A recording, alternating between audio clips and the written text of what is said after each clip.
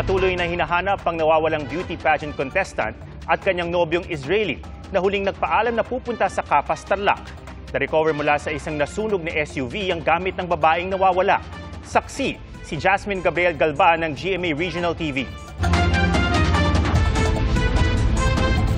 Nasunog ang isang SUV sa bahagi ito ng Capas, Tarlac Sabado ng madaling araw. Walang taong sakay ang sasakyan pero na-recover sa loob nito ang pouch na naglalaman ng ATM card at ID na nagngangalang Geneva Lopez. Si Lopez ang 26 anyos na beauty pageant contestant na napaulat na nawawala. Pati ang kanyang 37 anyos na nobyong Israeli na si Yitzhak Cohen. Sa social media post ng ilang pageant group sa Pampanga, unang kumalat ang panawagan ng pamilya ni Lopez na taga Angeles, Pampanga, kaugnay sa pagkawala ng dalawa. Sabi ng isang kaanak ni Lopez sa Angeles City Police, Biyernes nang magpaalam ang dalawa na pupunta sa Capas. Kinabukasan ay nasunog ang SUV na ayon sa mga kaanak ni Lopez ay ang sasakyan ng magnobyo papuntang Tarlac para tingnan ang bibilhing lupa.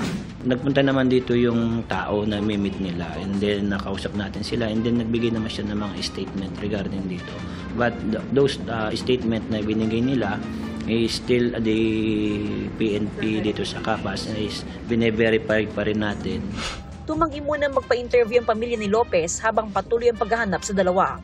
Para sa GMA Integrated News, ako si Jasmine Gabriel Galban ng GMA Regional TV, ang inyong saksi. Mga kapuso, sama-sama tayong maging saksi.